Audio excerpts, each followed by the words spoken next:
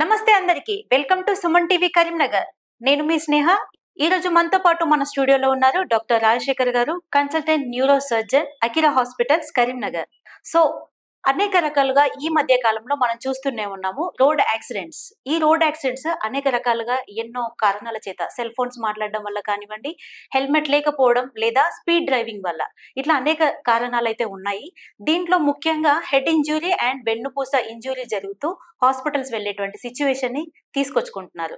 So ఆ సందర్భంలో injury అయినప్పుడు తలకి కానివ్వండి, వెన్నుపూసకు కానివ్వండి, ఎలాంటి జాగ్రత్తలు తీసుకోవాలి, ఫ్యామిలీ మీద బర్డెన్ ఎలా పడుతుంది ఇలా యాక్సిడెంట్ జరిగినప్పుడు అనేటువంటి అన్ని విషయాల్లో డాక్టర్ గారు ఎలాంటి ట్రీట్మెంట్ చేస్తున్నారు, ఈ మొదలైన విషయాలన్నీ కూడా ఈరోజు సార్తో మాట్లాడి మిగతా విషయాలన్నీ కూడా తెలుసుకుందాం. నమస్తే సార్. నమస్కారం అండి. నా పేరు doctor D Rajasekhar, consultant neurosurgeon, Akira hospitals Karimnagar అండి. సార్ చెప్పండి, న్యూరో పరంగా మెయిన్ గా యాక్సిడెంట్స్ జరిగినప్పుడు తలకి కానివ్వండి, వెన్నుపూసకు కానివ్వండి, సివియర్ గా ప్రాబ్లం ఫేస్ చేస్తూ కొన్ని సందర్భాలలో అయితే ప్రాణాపాయ స్థితిలో మీ దగ్గరికి వస్తుంటారు కదా. అవునండి. సో దీన్ని ఎలా ట్రీట్ చేయాలి? యాక్చువల్‌గా అయితే ట్రీట్మెంట్ కంటే ముందుగా ఫస్ట్ రెస్పాండెంట్ ఉంటారు కదండీ. Yeah. Local suppose Mm. Road మీద ఉన్న జనాలు కావచ్చండి, అంబులెన్స్ పారామెడిక్ స్టాఫ్ కావచ్చండి. Yeah. వాళ్ళు తీసుకునే జాగ్రత్తలు ఏవైతే ఉంటాయో అవి పేషెంట్ అవుట్‌కమ్ మీద చాలా ఎఫెక్ట్ చూపిస్తాయన్నమాట. ఫస్ట్ హెడ్ ఇంజురీ అంటే చాలా వేగ్ టర్మ్ అన్నమాట. చాలా పెద్ద హెడ్ ఇంజురీ అంటే తలకు చిన్న రాసుకపోయిన దగ్గర నుంచి స్టార్ట్ చేస్తే తల లోపల బ్రెయిన్ లోపల క్లాట్ అవ్వడము, బ్రెయిన్ లోపల వాప్ ఎక్కువ అవ్వడము, అట్లాంటి కండిషన్ అన్ని వరకు అన్నిటిని హెడ్ ఇంజురీ కిందనే కన్సిడర్ చేయాలి. దాంతో పాటు వెన్నుపూస అన్నమాట. పడ్డప్పుడు ఓన్లీ తలతో పాటు వెన్నుపూస కూడా గాయాలవుతాయి కాబట్టి వెన్నుపూస గాయాలైతే దానికి వచ్చే సిమ్టమ్స్ వేరేలాగా ఉంటాయి, తలకు వచ్చే సిమ్టమ్స్ వేరేలాగా ఉంటాయి. ఒక పేషెంట్ యాక్సిడెంట్ అయిన తర్వాత ఫస్ట్ ఆయన ఏ పొజిషన్ లో ఉన్నాడో ఆ పొజిషన్ నుంచి పేషెంట్ ని హాస్పిటల్ కి తీసుకెళ్లే వరకు ఏమేమి జాగ్రత్తలు తీసుకోవాలో దాని మీద పేషెంట్ అవుట్కమ్ అనేది డిపెండ్ అయి ఉంటుంది. ఓకే, అంటే కాన్షియస్ లో ఉన్నారా, అన్కాన్షియస్ లోకి వెళ్ళిపోయారా? సపోజ్ పేషెంట్ పడ్డాడు అనుకోండి, పడ్డగానే వెంటనే సపోజ్ వెహికల్ లో ఉన్న టూ వీలర్ కింద పడ్డాడు అనుకోండి, ఫస్ట్ పేషెంట్ తీసేసి ఆయనకు ఏదైతే టైట్ ఉన్నాయో క్లోత్స్ అనమాట, క్లోత్స్ కానివ్వండి, ఏదైనా కేబుల్స్ కానివ్వండి, సపోజ్ 4 వీలర్ లో అయితే ఇరుక్కుపోయి ఉంటారు కదా, తీసిన తర్వాత జాగ్రత్తగా పేషెంట్ తీసేటప్పుడు జాగ్రత్తలు తీసుకోవాలి. జాగ్రత్తల వల్లనే పేషెంట్ ఎంత జాగ్రత్తగా మనం బయట తీసి ప్రికాషన్స్ తీసుకుంటామో అది తర్వాత ఉపయోగపడుతుంది. పేషెంట్ సపోజ్ 4 వీలర్ యాక్సిడెంట్ అయింది, పేషెంట్ బయట తీసిన తర్వాత యూజువల్లీ ఒక ఫ్లాట్ సర్ఫేస్ లో పడుకోబెట్టాలి. ఫ్లాట్ సర్ఫేస్ లో పడుకోబెట్టిన తర్వాత పేషెంట్ మాట్లాడుతున్నారా లేదా ఫస్ట్ చూసుకోండి. ఫస్ట్ పేషెంట్ మాట్లాడుతున్నాడు అంటే కొంచెం బెటర్, సో వీ కెన్ కొంచెం టైం ఉందని అర్థం అనమాట. సో పేషెంట్ ఏం మాట్లాడట్లేదు, అన్కాన్షియస్ స్టేట్ లో ఉన్నట్టు మనకు ఎక్కువ టైం లేదు. As soon as possible nearest centre hospital కానీ ఫస్ట్ ఎయిడ్ సెంటర్ కి ఏదైనా రెసిస్టేషన్ సెంటర్ కి తీసుకెళ్ళాలన్నమాట. తీసుకెళ్ళిన తర్వాత ఫస్ట్ పేషెంట్ గాలి తీసుకుంటున్నాడు లేదా, గాలి తీసుకుంటలేదు చూడండి. పేషెంట్ గాలి సఫిషియెంట్ గా తీసుకుంటున్నాడు, పేషెంట్ బ్రీతింగ్ ప్యాటర్న్ ఇబ్బంది లేదు అని అనిపిస్తే ఇక్కడ బ్లీడింగ్ ఎక్కడ అవుతుందో చూసుకోవాలన్నమాట. నెక్స్ట్ ఆ బ్లీడింగ్ అట్లాంటివి ఏం లేదు అంటే పేషెంట్ స్టెబిలైజ్. యూజువల్లీ నార్మల్ గా అయితే మన అంబులెన్స్ లో పట్టులో చూస్తుంటే ఒక ఫ్లాట్ బోర్డ్ ఉంటుందండి, యూజువల్లీ స్పైన్ బోర్డ్ అంటాం. ఆ బోర్డ్ మీద పడుకోబెట్టేసి పేషెంట్ ని ఫిక్స్ చేసేయాలన్నమాట. స్ట్రాప్స్ ఉంటాయి దానికి, నెక్ ఫిక్స్ చేసేసి, హెడ్ ఫిక్స్ చేసేసి, ఎక్కడైనా బ్లీడింగ్ అవుతుంటే బ్లీడింగ్ కంట్రోల్ చేసి, పేషెంట్ మాట్లాడుతుంటే అదే పొజిషన్ లో హాస్పిటల్ కి తీసుకెళ్తే సో అవుట్కమ్ అనేది బాగుంటుంది అనమాట. సో పేషెంట్ పడగానే వెంటనే సో ఇట్లాంటివి చేస్తే కొంచెం ఇంప్రూవ్ అయ్యే ఛాన్సెస్ బాగుంటాయి. లేదు అట్లా కాకుండా పేషెంట్ కి వాటర్ ఇవ్వడం కానివ్వండి, పేషెంట్ కి ఏమైనా తాగించడానికి ట్రై చేయడం కానీ, పేషెంట్ కూర్చోబెట్టడానికి ట్రై చేయడం కానీ, అట్లాంటివి చేస్తే సపోజ్ తలకి తలతో పాటు వెన్నుపూస కూడా దెబ్బ తగిలిందండి. దెబ్బ తగిలిన తర్వాత వెన్నెముక ఉంటుంది కదండి, వెన్నెముక ఫ్రాక్చర్ అయింది, పడ్డప్పుడు ఫ్రాక్చర్ అయ్యేది అదే ప్లేస్ లో ఉంది. అదే ప్లేస్ లో ఉన్న వెన్నుపూసని నార్మల్ అట్లే స్టెబిలైజ్ చేసి తీసుకొస్తే తర్వాత ఇంప్రూవ్మెంట్ సర్జరీ చేసుకోవడమో, లేకపోతే దాన్ని బట్టి ఇంజురీని బట్టి సర్జరీ చేయడమో, లేకపోతే మందులు తెలుసుకొని చూస్తాం. లేదు ఆ పేషెంట్ పడుకోబెట్టడానికి తిప్పడానికి అది ట్రై చేసినప్పుడు అది డిస్ప్లేస్ అయిపోయి వెన్నుపూసకు కానీ దీనికి గాయమైంది అనుకోండి, సో అప్పుడు నరం డ్యామేజ్ అయిపోయింది అనుకోండి, తర్వాత మనం సర్జరీ చేసినాక నరాన్ని దాన్ని ఫంక్షన్స్ ని మళ్ళీ వాపస్ తీసుకురాలేమన్నమాట. అంటే యాక్సిడెంట్ అయిన పర్సన్ చాలా సున్నితంగా డీల్ చేయాలన్నమాట. చిన్నపిల్లలు సపోజ్ ఎస్పెషల్లీ యాక్సిడెంట్ చిన్నపిల్లలు యాక్సిడెంట్ అయినప్పుడు అండి, ఇప్పుడు ఏం చేస్తాను, చిన్నపిల్లలు యాక్సిడెంట్ అవ్వగానే ఇంటర్నే పేషెంట్ ని 2 చేతులతో తీసుకురావడానికి ట్రై చేస్తారు అనమాట. సో అది నాట్ గుడ్. అట్లీస్ట్ చిన్న బోర్డ్ లాంటిదన్నా కానీ దేంట్లో అవైలబుల్ ఏది ఉంటే ఫ్లాట్ సర్ఫేస్ లో పడుకోబెట్టి తీసుకురావడం అనేది ఇంపార్టెంట్. తర్వాత సపోజ్ పేషెంట్ పడ్డ తర్వాత ఫిట్స్ వస్తున్నాయి, లేకపోతే వామిటింగ్ చేసుకుంటున్నాడు అంటే తలలో వచ్చి అదేంటి మెటల్ అట్లాంటి పెట్టడం కానీ అట్లా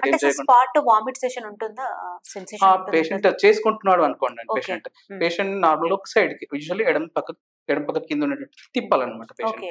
తిప్పితే అది ఏమవుతుందంటే పడ్డ తర్వాత ఏంటంటే పేషెంట్‌కి యాక్సిడెంట్ అయ్యి దెబ్బ తగిలింది, వామిటింగ్ చేసుకుంటున్నాడు పేషెంట్. వామిటింగ్ చేసుకుంటున్నప్పుడు ఆ వామిటింగ్ బయటకొచ్చేస్తే బెటర్. బయటకు రాకుండా అది ఆయన అబ్నార్మల్ పొజిషన్ వల్ల లోపలికెళ్ళిపోయిందనుకో, ఊపిరితిత్తుల్లోకెళ్ళిపోయిందనుకోండి, యాస్పిరేషన్ అంటాం అన్నమాట. యాస్పిరేషన్ అవ్వడం వల్ల పేషెంట్‌కు ఈ ఆల్రెడీ ఇంజురీస్‌తో పాటు ఇది ఇంకో బర్డెన్ లాగా తయారవుతుందన్నమాట యాస్పిరేషన్ వల్ల. సో ఇట్లాంటి కొన్ని జాగ్రత్తలు తీసుకోవడం వల్ల పేషెంట్ అవుట్‌కమ్ ఇంప్రూవ్ అయ్యే ఛాన్సెస్ ఉంటాయి. ఓకే. ఇప్పుడు యాక్సిడెంట్ అవ్వగానే ఎక్కువగా జనం గుంపుడుతా ఉంటారు కదా సార్ ఫస్ట్. అసలు అక్కడ ఎలాంటి సిట్యుయేషన్ జనాలంతా కూడా ఎలా ఫాలో అవ్వాలంటారు? అంటే చెప్తున్నా కదండి, ఫస్ట్ రెస్పాన్సిబుల్ అన్నమాట. అంబులెన్స్ కాల్ చేయడము, తర్వాత ఫస్ట్ ఎవరు తెలిసిన వాళ్ళు ఉన్నారో వాళ్ళు అట్లీస్ట్ మేక్ షూర్ పేషెంట్ గాలి తీసుకుంటున్నారా లేదా, పేషెంట్ స్టేప్ మాట్లాడుతున్నారా లేదా చూసుకొని ఇమీడియట్లీ అన్నమాట. డిలే చేయకుండా ఎంత తొందరగా అంత తొందరగా టెర్షియరీ సెంటర్ అంటే ఎక్కడైతే ఈ సంబంధించిన పేషెంట్ కి ట్రీట్మెంట్ అవుతుందో ఆ సెంటర్ కి పంపించే ప్రయత్నం చేస్తే మంచిది. సార్ కొన్ని యాక్సిడెంట్లలో చాలా డేస్ తర్వాత గానీ సిమ్టమ్స్ బయటపడవు. ఓకే. డేస్ అనేది ఏముండదండి. సో అంటే ఏమైందంటే ఇప్పుడు సపోజ్ పేషెంట్ పడ్డప్పుడు ఏమనుకుంటా అంటే పేషెంట్ నార్మల్ గా ఉన్నాడు కదా అని చెప్పి పేషెంట్ పడ్డాడండి. పడ్డ తర్వాత అన్కాన్షియస్ అయిపోయాడు, లేదా మూర్చపోవడం ఏదో అవుతుంది. తర్వాత పేషెంట్ కాసేపటికి బాగా అవుతాడు. పేషెంట్ అటెండెంట్స్ అంటే పేషెంట్ ఫ్యామిలీ వాళ్ళు ఏమైతుందంటే ఏం అవ్వలేదు అని చెప్పి ఇంటికి తీసుకెళ్తారు అన్నమాట. సో లోపల దెబ్బ సో వాళ్ళు ఏమంటే లోపల దెబ్బ తగిలింది వాళ్ళకి తెలియదు కదా. సో అప్పుడు ఆ టైంలో వాళ్ళు జాగ్రత్తలు తీసుకోరు. తర్వాత ఇంటికి వెళ్ళిన తర్వాత బ్లీడ్ ఎక్కువ అవ్వడము, దాని తర్వాత స్వెల్లింగ్ ఎక్కువ అవడము, ఆ టైంలో బయటపడేసరికి మళ్ళీ హాస్పిటల్ రావాల్సి వస్తుంది. సో అదే ముందే వచ్చి టెస్టులు చేయించుకొని, స్కాన్ అవసరం ఉంటే స్కాన్ అవన్నీ చేయించుకొని రూల్ అవుట్ చేసుకుంటే మంచిదే. అది అట్లీస్ట్ అది సిమ్టమ్స్ ఉన్నప్పుడు అనమాట. యూజువల్ అయితే హెడ్ ఇంజరీ అయిన తర్వాత ఏ సిమ్టమ్స్ ఉంటే తొందరగా తీసుకెళ్ళాలి అని అంటే, సపోజ్ పేషెంట్ తలనొప్పి సివియర్ గా తలనొప్పి వస్తుంది అనుకోండి, వామిటింగ్స్ అవుతున్నాయి పేషెంట్ కి, ఫిట్స్ వస్తున్నాయి పేషెంట్ కి, లేకపోతే ముక్కులో నుంచి కానీ చెవులో నుంచి బ్లడ్ వస్తున్నాయి, గాలి తీసుకోవడానికి ఇబ్బంది పడుతున్నాడు, ఇట్లాంటి కండిషన్స్ లో ఇమీడియట్లీ హాస్పిటల్ తీసుకెళ్తే మంచిది అనమాట, లేట్ చేయకుండా. సో ఇవి మెయిన్ ఇండికేషన్స్ అనమాట. పేషెంట్ కి బాగా సివియర్ గా తలకు దెబ్బకి సూచనలు అనమాట ఇవి. కళ్ళు బ్లాక్ ఐస్ అంటాం, కళ్ళు మొత్తం నల్లగా అయిపోవడము, ఈ భాగంలో నల్లగా అయిపోవడము, చెవిలో నుంచి రక్తం రావడము, ముక్కులో నుంచి రక్తం రావడము, ఇట్లాంటివి ఉంటే ఇమీడియట్లీ హాస్పిటల్ తీసుకెళ్తే మంచిది. తర్వాత ఇది తలకు సంబంధించినవి. ఇంకా వెన్నెముకకు సంబంధించింది ఏంటంటే పేషెంట్ కాళ్ళు చేతులు కదపలేకపోవడము, లేకపోతే తిమ్మిర్లు వస్తున్నాయని చెప్పడము, మూత్రం ఇంకా మోషన్ కంట్రోల్ లో లేకపోవడం, తెలియకపోవడం, ఇవి వెన్నుపూస ఇంజురీకి ఇండికేషన్స్ అన్నమాట. ఇట్లాంటివి ఏమన్నా ఉంటే వెన్నుపూస స్టెబిలైజ్ చేయాలన్నమాట. పేషెంట్ ఎక్కువ కదలపకుండా కూర్చోబెట్టద్దు. పేషెంట్ పడుకోబెట్టి ఎంత తొందరగా నియరెస్ట్ సెంటర్ ఎక్కడ ట్రీట్ చేయాలో అక్కడ పంపిస్తే మంచిది. సార్ అలాగే యాక్సిడెంట్ జరిగే క్రమంలో అంటే ఎక్కువ శాతం జరిగేటివి ఆల్కహాల్ తీసుకోవడం వల్ల, ప్లస్ ఎక్కువగా హై స్పీడ్ లో వెళ్ళడం వల్ల జరుగుతుంది. బోత్ రీజన్స్ అండి. ఈ కాలంలో ఉన్న ఇప్పుడు ఆటోమొబైల్ ఇండస్ట్రీ డెవలప్ అవడం వల్ల, సో హై స్పీడ్ వెహికల్స్ కానివ్వండి, హై స్పీడ్ ఇంజురీస్, దాంతో పాటు ఆల్కహాల్ తీసుకునే వారి పర్సెంటేజ్ కూడా రోజు పెరిగిపోతున్నది కాబట్టి దాంతో సమానంగా కూడా యాక్సిడెంట్స్ కూడా పెరుగుతున్నాయి అన్నమాట. సో ఈ ఆల్కహాల్ దాంతో పాటు హై స్పీడ్ వల్ల ఏమవుతుందంటే ఇంజురీ సివియారిటీ ఇంక్రీజ్ అవుతుంది. దానివల్ల ఫ్యూచర్ లో కూడా అవుట్కమ్ వచ్చే ఛాన్సెస్ కూడా తగ్గిపోతా ఉంటాయి. ఎగ్జాక్ట్లీ. సార్ మరి ఆల్కహాల్ తీసుకున్నప్పుడు వాళ్ళు ట్రీట్మెంట్ కి సహకరిస్తుంటారా? ఎలా సహకరించడం అంటే ఆల్కహాల్ తీసుకున్న వారు ఆ రోజు ఒక్క రోజు ఆల్కహాల్ తీసుకోరు కదా అండి. రొటీన్ అలవాటు. మోస్ట్ ఆఫ్ ద పీపుల్ ఎవరు వస్తున్న హాస్పిటల్ కి వచ్చిన వాళ్ళలో యాక్సిడెంట్ అయిన కేసుల్లో ఆల్మోస్ట్ ఇక్కడైతే ఇప్పుడు మన ఉన్న నేటివ్ లో చూసుకుంటే అయితే ఒక 70-80% ఆల్కహాల్ కి అడిక్ట్ అయిన వాళ్ళే ఉంటారన్నమాట. సో వాళ్ళు ఆ రోజుకి ఆ ఉన్న సిచ్యువేషన్ కి ఆ టైంలో అన్కాన్షియస్ ఉండడము, సర్జరీ అయిపోతుంది, అంత అయిపోయిన తర్వాత 1 or 2 days తర్వాత వాళ్ళు విడ్రాల్ సింప్టమ్స్ తో ప్రెజెంట్ అవుతారు అనమాట. ఆల్కహాల్ అంత ముందు రోజు తీసుకున్న అలవాటు ఉంటుంది, సడన్ గా ఇప్పుడు ఆపేసాడు, ఒక 2-3 days అవుతుంది. సో ఆల్కహాల్ విడ్రాల్ అనేది అదొక పెద్ద సమస్య అనమాట. సో ఆల్రెడీ పేషెంట్ కి తలకు గాయాలైనాయి, తలతో పాటు మల్టిపుల్ ఇంజరీస్ అయ్యి ఉంటాయి, దాంతో పాటు ఆల్కహాల్ విడ్రాల్, వీటన్నిటి వల్ల ఏమవుతుందంటే పేషెంట్ అవుట్కమ్ ఎఫెక్ట్ అవుతుంది, దాంతో పాటు పేషెంట్ ఫ్యామిలీ మీద ఫైనాన్షియల్ బర్డెన్ కూడా ఇంక్రీజ్ అవుతుంది అనమాట. సో ఆల్కహాల్ అనేది నార్మల్ గా ఒక ఫ్యాక్టర్ కాకుండా మెయిన్ ఫ్యాక్టర్ అని చెప్పొచ్చు మన లొకాలిటీలో, మన ఏరియాస్ లో మాత్రం. సార్ డెత్ రేట్ ఎలా ఉంటుంది సార్? అంటే హెడ్ ఇంజురీ అయిన పర్సన్, హెడ్ ఇంజురీ అంటే డెత్ రేట్ ఇంజురీని బట్టి ఉంటుందండి. సో నార్మల్ గా అయితే మేము మైల్డ్, మోడరేట్, సివియర్ అని చెప్పుకుంటాం అనమాట. అంటే కొంచెం ఇంజురీ, కొంచెం ఎక్కువ ఇంజురీ, సివియర్ ఇంజురీ లాగా. అట్లా మైల్డ్ ఇంజురీ ఉన్న వాళ్ళలో అందరూ మాక్సిమం 100% బయటకు వస్తారండి. సో మోడరేట్ ఇంజురీ డిపెండింగ్ అనమాట, అక్కడ పేషెంట్ కి ఏ భాగంలో దెబ్బ తగిలింది, ఎంత భాగం దెబ్బ తగిలింది, హెడ్ ఇంజురీతో పాటు ఇంకా వేరే దెబ్బలు ఏమైనా ఉన్నాయి, సో వాటన్నిటి బట్టి అవుట్కమ్ ఉంటుందండి. సివియర్ హెడ్ ఇంజరీస్ లో అయితే పేషెంట్ కండిషన్ అనమాట. పేషెంట్ మాకు హాస్పిటల్కి వచ్చిన స్టేజ్ లో ఎట్లున్నాడో దాన్ని బట్టి ఓకే. లీవ్. ఇంకో ఫ్యాక్టర్ ఏంటంటే పేషెంట్ ఎంత తొందరగా అంత తీసుకొస్తే హాస్పిటల్కి అంత అవుట్కమ్ బెటర్ అవుతుంది అంత అనమాట. బెటర్ ఉంటుంది. సపోజ్ ఇప్పుడు ఏమవుతుందండి, హెడ్ ఇంజరీ పేషెంట్ ఉన్నాడు, ఇనిషియల్ స్టేజ్ లో కొంచెం బెటర్గా ఉన్నాడు, మాట్లాడుతున్నాడు అన్న ఆ టైంలో తీసుకొచ్చి స్కాన్ చేసి చూసేసరికి ఆల్రెడీ బ్లీడ్ ఉంది అనుకోండి, మనం సర్జరీ చేస్తే అవుట్కమ్ కొంచెం బెటర్గా ఉంటుంది అనమాట. పేషెంట్ డిలే అయిపోయి 24 to 48 hours అయిపోయింది, క్లాట్ పెరిగిపోయింది, క్లాట్ తో పాటు స్వెల్లింగ్ పెరిగిపోయింది, దానివల్ల అప్పుడు తర్వాత సర్జరీ చేసినా కానీ అవుట్కమ్ ఛాన్సెస్ అనేది తగ్గిపోతాయి. ప్రైమరీ ఇంజరీ అంటే మనం ప్రైమరీ ఇంజరీ అంటే దెబ్బ తగలడం వల్ల ఎఫెక్ట్ అయింది అనమాట. సెకండరీ ఇంజరీ ఏంటంటే ఈ దెబ్బ వల్ల, అంటే సపోజ్ ఇప్పుడు దెబ్బ తగిలిందండి లోపల, మనకి ఎట్లా చేతి దెబ్బ అయితే కమిలిపోతే అట్లా లోపల వాపు వస్తుంది అనమాట, స్వెల్లింగ్ అంటాం. ఆ స్వెల్లింగ్ ఏమైతే ప్రెషర్ ఎక్కువైపోతా ఉంటుంది నార్మల్. సో బ్రెయిన్ అనేది ఒక చిన్న కంపార్ట్మెంట్ లాంటిది అనమాట. అందులో స్కల్ అనేది ఒక చిన్న కంపార్ట్మెంట్ లాంటిది. అందులో ఎంత ఉండాలో అంత కంటెంటే ఉంటుంది. అంతకంటే ఎక్కువ కంటెంట్ అవుతున్న కొద్ది ఏమంటే ప్రెషర్ ఎక్కువైపోతుంది. ప్రెషర్ ఎక్కువైపోతున్న కొద్ది ఏమైతే నార్మల్ గా పనిచేయాల్సిన బ్రెయిన్ కూడా పని చేయకుండా పోతుంది అనమాట. సో దానివల్ల ప్రైమరీ ఇంజురీని మనం ఏం చేయలేమండి, ఆల్రెడీ ఇంజురీ అయిపోయింది. సో సెకండరీ ఇంజురీ మనం ప్రివెంట్ చేసుకోవచ్చు అనమాట. ఆ దెబ్బ తగ్గడం వల్ల దాని వల్ల ఎఫెక్ట్ ఏమైతుందో అండి, సపోజ్ లోపల పెద్ద క్లాట్ ఉంది అనుకోండి, క్లాట్ తీసేయడము, స్వెల్లింగ్ ఉంటే స్వెల్లింగ్ తీయడానికి కోసం డీకంప్రెషన్ సర్జరీ చేస్తాం అనమాట. సో ఒక స్కల్ భాగం తీసేసి తొడ దగ్గర కానివ్వండి, కడుపు దగ్గర చర్మం కింద పెట్టేస్తాం అన్న స్కల్. దాని వల్ల బ్రెయిన్ రిలాక్స్ అయిపోతుంది. రిలాక్స్ అవ్వడం వల్ల ఆ ప్రెషర్ ని బ్రెయిన్ తట్టుకోగలుగుతాయి అనమాట. తట్టుకొని సో దాని వల్ల ఇంప్రూవ్ అయ్యే ఛాన్సెస్ మంచిగా ఉంటాయి. నెక్స్ట్ సో అట్లాగే సార్, రోడ్ యాక్సిడెంట్ అని కాకుండా ఇళ్లలోనే జనరల్ గా జారి పడ్డము, లేదంటే ఇంకేదైనా కారణం చేత హై బీపీ అయినప్పుడు కూడా పడిపోవడం లాంటివి జరుగుతుంటాయి కదా. సో మీరు చెప్తుందంటే 2 కేటగిరీస్ అనమాట. అంటే ఇంట్లో దగ్గర పడిపోయే వాళ్ళు మెయిన్ అంటే చిన్న పిల్లలు ఒకటి అండి, ఇంకోటి ఓల్డ్ ఏజ్ వాళ్ళు, ఆల్మోస్ట్ 60-70 years తర్వాత వాళ్ళకి కళ కనిపించకపోవడం కావచ్చు అండి, లేకపోతే బ్యాలెన్స్ ఇబ్బందులు కావచ్చు, దాని వల్ల పెద్దవాళ్ళు పడిపోతూ ఉంటారు. చిన్న పిల్లలు అయితే నార్మల్ గా ఆటలు ఆడుకుంటూ పడిపోయే ఛాన్స్ ఉంటాయి అనమాట. ఏజ్ మోస్ట్ ఎఫెక్ట్ అయ్యే ఏజ్ గ్రూప్ ఇవి రెండే అండి, ఒకటి చిన్న పిల్లలు, ఇంకోటి పెద్దవాళ్ళు అనమాట. ఇవి రెండు కాకుండా ఇంకా పడడం అంటే కన్స్ట్రక్షన్ సైట్ అనమాట. మనం పాల్పమైట్స్ అని చెప్తా ఉంటాం. పెద్ద కన్స్ట్రక్షన్ వర్కర్స్ కావచ్చండి, లేకపోతే నార్మల్ ఎక్కడ ఎలక్ట్రిక్ వర్కర్స్ వాళ్ళు హైట్ నుంచి పడవచ్చు. వాళ్ళలో కూడా severity same road traffic accident లో ఎట్లా ఉంటుందో వీళ్ళు కూడా అట్లే ఉంటుంది. కానీ ఏంటంటే పాల్పమైట్ ఎక్కడి నుంచి వస్తే స్పైన్ ఇంజరీస్, హెడ్ ఇంజరీతో పాటు స్పైన్ ఇంజరీ అయ్యే ఛాన్సెస్ ఎక్కువ ఉంటాయి అన్నమాట హెడ్ నుంచి పడేటప్పుడు. వాటికి ఏంటంటే ఎస్పెషల్లీ చిల్డ్రన్స్ అనమాట. ఇంతకుముందు చెప్పినట్టు చిల్డ్రన్స్ పడ్డ తర్వాత ఇమీడియట్లీ సపోజ్ చిన్న పిల్లలు ఉంటారు, 3-4 years వాళ్ళు ఉన్నారు, ఇంట్లో ఆడుకుంటున్నారు, కొంచెం హైట్ నుంచి కింద పడ్డారు, పడ్డ తర్వాత నార్మల్ గానే ఉన్నాడు, మాట్లాడుతున్నారు అంటే ఏం టెన్షన్ పడాల్సిన అవసరం లేదు. చిన్నప్పుడు పిల్లగా వచ్చింది అట్లాంటి టెన్షన్ పడాల్సిన అవసరం లేదు.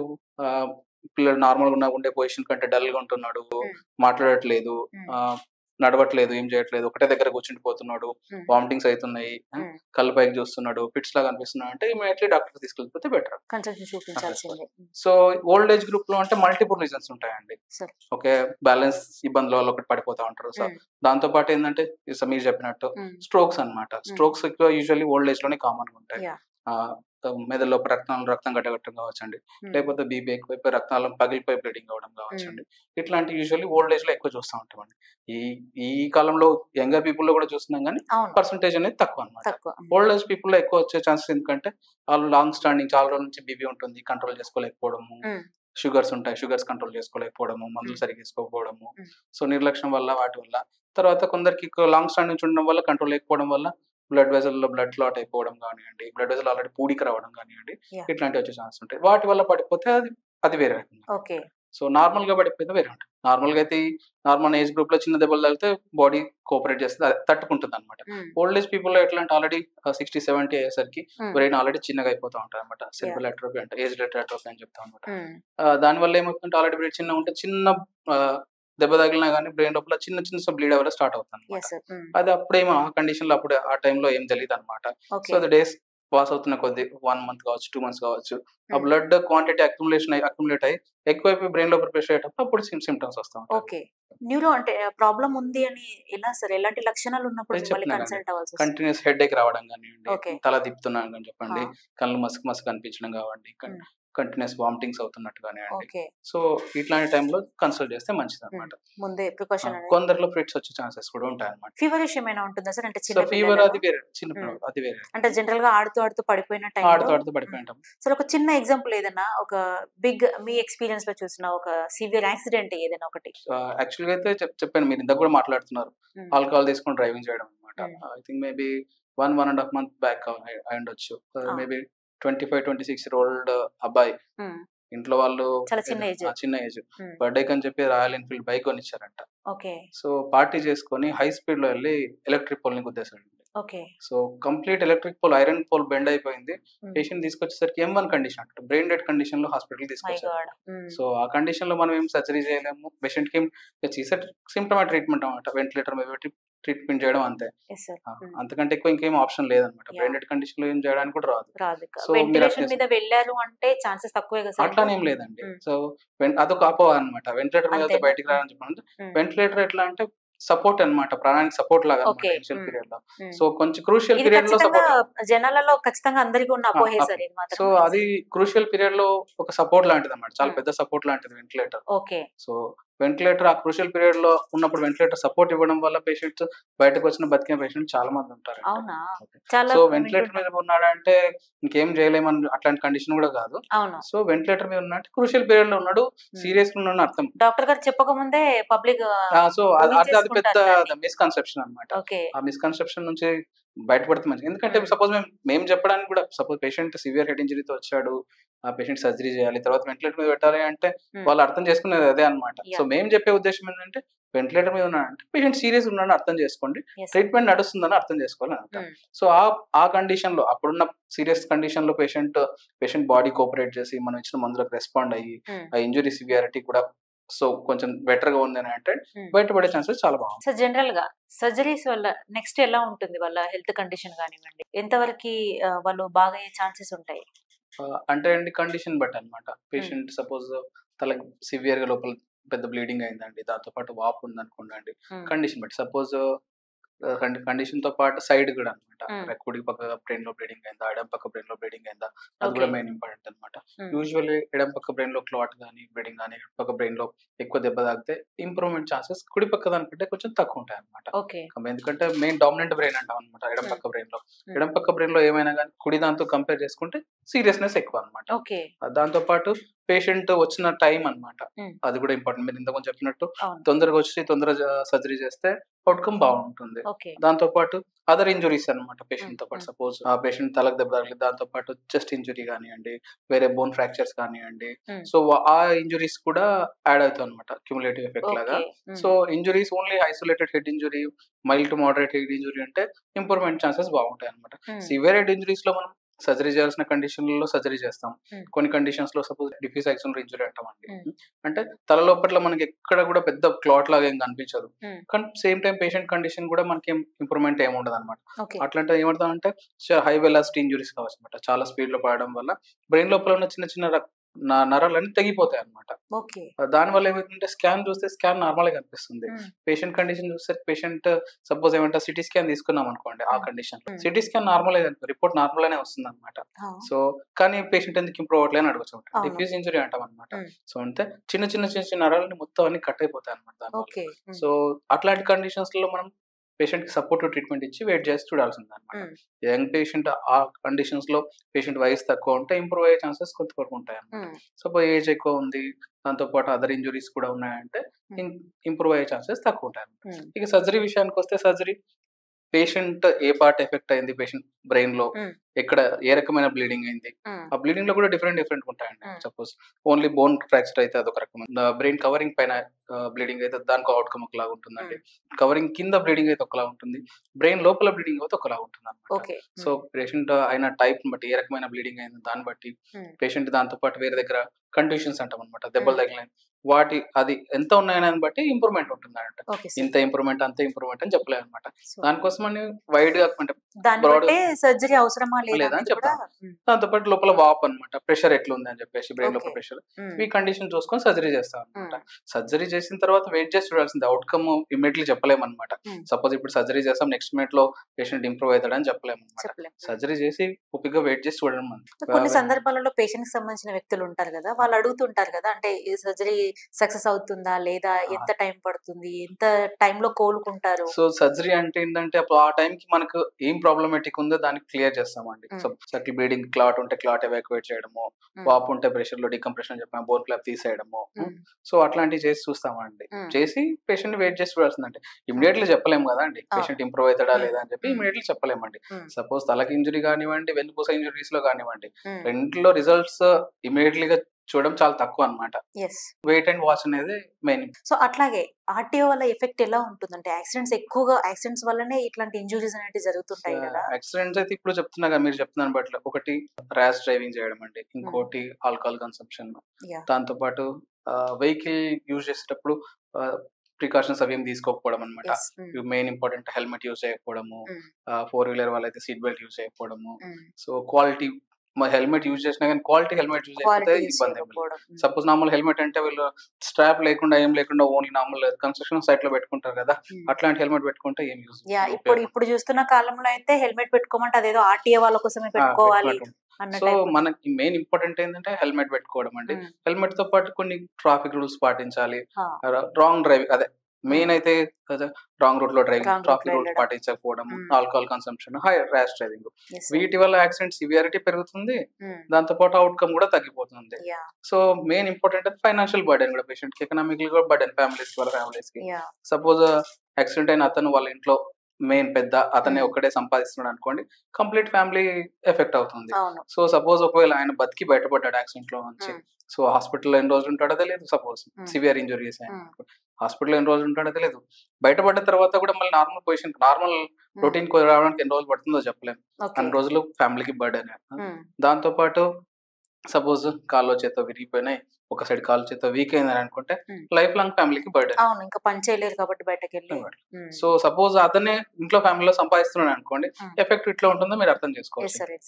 సో ఇన్ జనరల్ గా సర్జరీ అయిన ఒక పర్సన్ కోలుకున్నారు అనుకోండి, కోలుకున్న తర్వాత మెడికేషన్ ఇంతకాలం డిపెండింగ్. మీరు చెప్పాను కదా ఇంతకుముందు, బ్లడ్ క్లాట్ ఏ రకమైన క్లాట్ అవుతుందండి, పేషెంట్ గా తీసుకొచ్చిన కండిషన్ లో ఎలా ఉన్నాడు, తర్వాత ఇంప్రూవ్మెంట్ అయ్యే కండిషన్ ప్రొసీజర్ లో ఏమేమి ఇబ్బందులు వచ్చినాయి అనుకో, దాన్ని బట్టి మెడికేషన్. యూజువల్లీ హెడ్ ఇంజరీ వచ్చిన యంగర్ పేషెంట్స్ లో మాక్సిమం ఒక 6 months వరకు మెడిసిన్ వాడాల్సి ఉంటుంది. 6 months కంటే తక్కువే అండి. అది కూడా చాలా తొందరగా ఇంప్రూవ్ అయిన వాళ్ళకి తక్కువ రోజులే మెడిసిన్స్ వాడాల్సి ఉంటుంది. తీసుకునే ఫుడ్ లో ఏమైనా చేంజెస్ అట్లాంటివి? నార్మల్ గా జనరల్ అనమాట, హెల్దీ ఫుడ్ ఏదానికైనా main important. BP sugar control చేసుకోవడానికి ఎలా హెల్దీ ఫుడ్ తింటాము, దీని కూడా హెల్దీ ఫుడ్. అది అట్లా ఫుడ్ రిస్ట్రిక్షన్ అట్లాంటివి అంటే ఏమి ఉండవు అనమాట. మిస్కన్సెప్షన్ ఏంటంటే ఇప్పుడు సర్జరీ అయిన తర్వాత మన లొకాలిటీలో ఫుడ్ సరిగ్గా బెటర్ అనమాట. ఓన్లీ ఆ చపాతీ ఏదో పెడతారు. రైస్ షుగర్ పేషెంట్ లో అవాయిడ్ చేస్తే ఓకే, అందరిలో రైస్ అవాయిడ్ చేయడానికి మంచిది కాదు. కార్బోహైడ్రేట్ కావాల్సిందే, మనిషికి ఎంత కావాలో అంత ఇవ్వాల్సిందే కార్బోహైడ్రేట్స్. సో రైస్ పెట్టచ్చు. మన లోకల్ ఇట్లో మిస్కన్సెప్షన్ ఏంటంటే పప్పులు పెట్టకూడదు అని అంటారు అనమాట. సో నిస్సందేహంగా పప్పులు పెట్టచ్చు, దానికి ఏం ఇబ్బంది లేదు. ఏ సర్జరీ అయినా కూడా పప్పులు పెట్టొద్దు అంటారు కదా సార్. సో లేదు, నార్మల్ గా అయితే పెట్టచ్చు, దానికి ఏం ఇబ్బంది లేదు. సో దానికి దీనికి హైజీన్ మెయింటైన్ చేస్తే సరిపోతుంది. ఇంటికి వెళ్ళిన తర్వాత పేషెంట్ తో పాటు హైజీనిక్ గా ఉంటే సరిపోతుంది, శుభ్రత మెయింటైన్ చేస్తే సరిపోతుంది. అంతకంటే ఇంకేం అవసరం, ఇన్ఫెక్షన్స్ అవ్వకుండా చూసుకుంటే సరిపోతుంది. ఈ మధ్యలో నార్మల్ గా న్యూరలాజికల్ సొసైటీ ఆఫ్ ఇండియా అనే వాళ్ళు నార్మల్ పీపుల్ కోసం అనమాట, హెడ్ ఇంజరీ అయిన తర్వాత ఏం జాగ్రత్తలు తీసుకోవాలని కామన్ పీపుల్ కోసం ఒక బుక్లెట్ కూడా రిలీజ్ చేస్తున్నారు అందరికి అవైలబుల్ చేయడానికి. సో మేబీ కుదిరితే మా హాస్పిటల్లో కూడా అవైలబుల్. అసలు ప్రివెన్షన్ ఏమంటారు చెప్పండి? సో ప్రివెన్షన్ అంటే మనం ఇప్పుడు ఇందాక మాట్లాడుకున్న రీజన్స్ నుంచే ప్రివెన్షన్ తీసుకోవాలన్నమాట. సపోజ్ ఆల్కహాల్ కన్సంప్షన్, డ్రింక్ చేసేటప్పుడు అవాయిడ్ చేస్తే చాలా మంచిది. దాంతో పాటు ర్యాష్ డ్రైవింగ్ అదొకటి. ట్రాఫిక్ రూల్స్ పాటించాలి. దాంతో పాటు 4-wheeler వాళ్ళైతే సీట్ బెల్ట్, 2-wheeler వాళ్ళైతే హెల్మెట్ మంచి హెల్మెట్ అని చెప్తే ఏదో హెల్మెట్ క్వాలిటీ ఐఎస్ఐ మార్క్ అంటామండి. ఐఎస్ఐ మార్క్ ఉన్న హెల్మెట్ వాడితే మంచిది. సో దాంతో పాటు ఒకవేళ యాక్సిడెంట్ అయినా కూడా ఇమ్మీడియట్ అనమాట. సపోజ్ హరిబరి చేయకుండా అనమాట, యాక్సిడెంట్ అయిన పేషెంట్ ఇబ్బంది పెట్టకుండా, గాబరా పడిపోయి టెన్షన్ లో డామేజ్ ఎక్కువ చేసే కంటే ఓపిక్ గా పేషెంట్ ని కరెక్ట్ పొజిషన్ లో పెట్టుకొని కరెక్ట్ టైం కి హాస్పిటల్ తీసుకెళ్తే చాలా మంచిది. చాలా మంచి విషయాలు మాకు ఈరోజు తెలియజేశారు. పేషెంట్ కండిషన్ ని బట్టి ఎలాంటి ట్రీట్మెంట్ ఉంటుంది, ఎలాంటి జాగ్రత్తలు తీసుకోవాలి అనే అన్ని విషయాలు మాకు ఈరోజు తెలియజేశారు. Thank you so much sir. Thank you అండి. మెయిన్ గా రోడ్ యాక్సిడెంట్స్, స్పీడ్ డ్రైవింగ్, తాగి డ్రైవ్ చేయడము, సెల్ ఫోన్ డ్రైవింగ్, హెల్మెట్ పెట్టుకోకపోవడం, ఇలాంటి అనేక రకాలైనటువంటి నిర్లక్ష్యం కారణంగా యాక్సిడెంట్స్ అనేవి జరుగుతున్నాయి. సో ఇదంతా కూడా ఫ్యామిలీ మీద ఎఫెక్ట్ పడుతుంది. కాబట్టి అందరూ కూడా ముఖ్యంగా యూత్ అంతా కూడా జాగ్రత్తగా ఉండాలని చెప్తున్నారు డాక్టర్ గారి మాటల్లో. చాలా జాగ్రత్తలు ఏం చేయాలి అనే అన్ని విషయాలను కూడా తెలుసుకున్నాం కదా. ఈ వీడియో మీకు నచ్చిందని ఆశిస్తున్నాము. Thank you so much. మరొక మంచి వీడియోతో మళ్ళీ కలుద్దాం.